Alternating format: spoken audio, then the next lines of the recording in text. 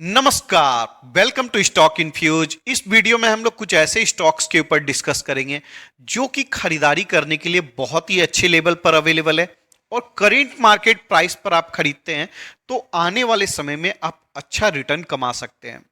पहली कंपनी है Bajaj finance. Last trading session में स्टॉक में 5% से ज्यादा की तेजी देखने को मिली थी, लेकिन अभी भी स्टॉक अपने सपोर्ट के आसपास अवेलेबल है।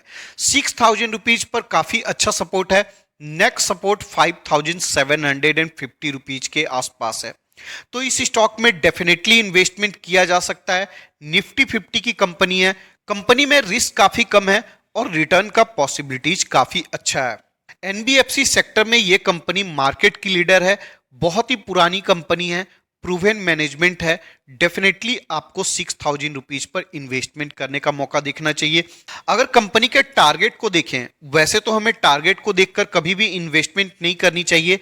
मैंने भी आपको कई बार मना किया है कि टारगेट देखकर इन्वेस्टमेंट मत करिए, लेकिन फिर भी अगर देखें तो आईसीआईसीआई डायरेक्ट ने 7,250 रुपीज का टारगेट दिया है।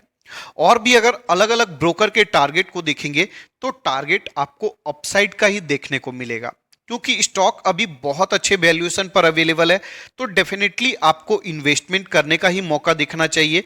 नेक्स्ट स्टॉक है एवेन्यू सुपरमार्ट।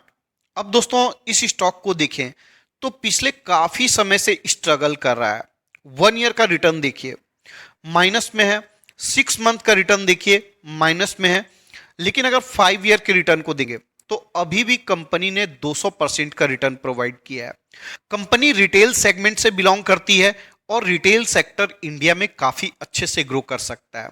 सपोर्ट प्राइस की बात करें 3,500 रुपीज के आसपास स्टॉक झूल रहा है, कभी ऊपर जाता है कभी नीचे आता है। अगर एग्जैक्ट सपोर्ट की बात करें तो 3,250 रुपीज के आसपास है, लेकिन स्टॉक में इतना ज्यादा डिस्काउंट ऑलरेडी अवेलेबल है कि करेंट मार्केट प्राइस पर आप डेफिनेटली इन्वेस्टमेंट कर सकते हैं। आने वाले समय में ये कंपनी आपको बहुत अच्छा रिटर्न प्रोवाइड कर सकती है। कंपनी में रिस्क भी बहुत ज्यादा कम है। नेक्स्ट स्टॉक है एसबीआई कार्ड। अब दोस्तों कंपनी में लगातार गिरावट का माहौल देखने को मिल रहा था। इसका रीजन है एफआईआई जो इंडिया में सेलिंग कर रही है वो मेनली फाइनेंशियल सेक्टर में सेलिंग हो रहा था। और फाइनेंशियल सेक्टर की आप किसी भी कंपनी को देखेंगे, चाहे बैंकिंग हो चाहे एनबीएफसी हो, हर एक स्टॉक में आपको गिरावट वाला माहौल देखने को मिल रहा है।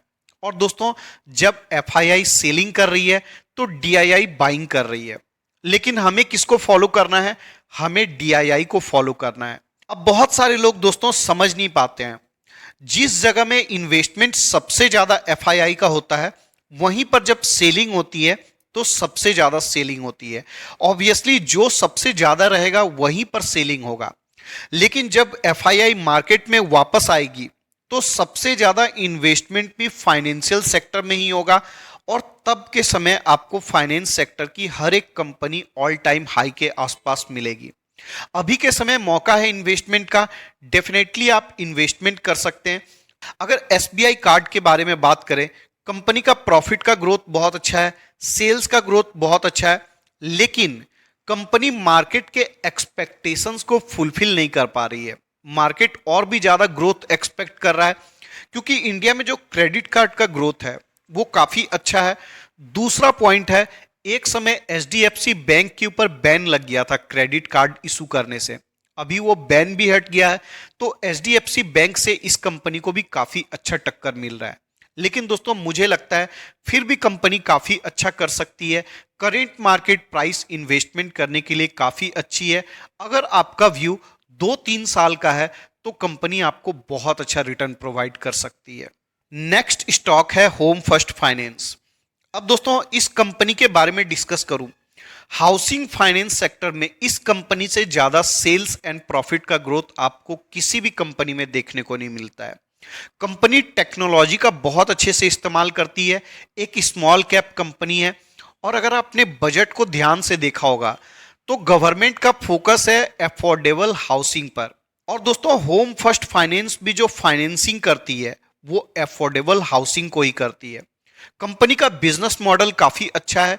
छोटा छोटा लोन पर कंपनी फोकस करती है और जो भी कंपनी रिटेल लोन पर फोकस करती है मुझे वो कंपनी इन्वेस्टमेंट के लिए काफी अच्छी लगती है।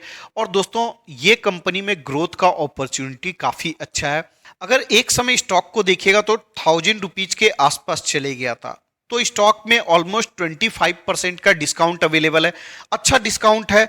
अब दोस्तों कंपनी स्मॉल कैप भी है और कंपनी न्यू लिस्टेड भी है, तो इस कंपनी में आपका इन्वेस्टमेंट बिल्कुल लिमिटेड होना चाहिए। अपने पोर्टफोलियो का 3% से ज्यादा इन्वेस्टमेंट मत करिएगा। नेक्स्ट स्टॉक है एलटीआई माइंडट्री। अब दोस्तों जैसे जैसे यूएस का मार्केट रिकवर करेगा वैसे वैसे इंडिया का आईटी सेक्टर में आपको बड़ी तेजी देखने को मिलेगी। आपने 2-4 दिन पहले देखा होगा स्टॉक में किस तरीका से तेजी देखने को मिली थी, हर एक आईटी कंपनी में तेजी थी। और दोस्तों अगर लार्ज कैप कंपनी में बात करें, एलटीआई माइंडट्री से ज्यादा ग्रोथ किसी भी कंपनी में नहीं है। कंपनी में रिस्क भी बहुत कम है और रिवार्ड का पॉसिबिलिटीज भी काफी अच्छा है। एलटीआई माइंडट्री का मर्जर हुआ है, मर्जर के बाद जो कंपनी बनी है और भी बड़ी बन चुकी है और आने वाले कुछ साल में कंपनी इंडिया की 4th लार्जेस्ट आईटी कंपनी बन जाएगी।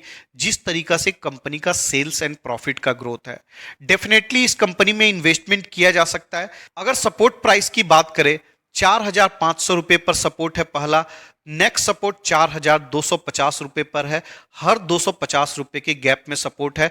तो आप चाहें 2-3 इंस्टॉलमेंट में इन्वेस्टमेंट करिएगा। करेंट मार्केट प्राइस पर पहला इंस्टॉलमेंट लगा सकते हैं। अगर स्टॉक में गिरावट होती है नेक्स्ट इंस्टॉलमेंट 4250 रुपए पर लगा सकते हैं। इस वीडियो के डिस्कशन के लिए इतना ही रखते हैं। आपका ही चैनल है, चैनल को सब्सक्राइब कर लीजिएगा।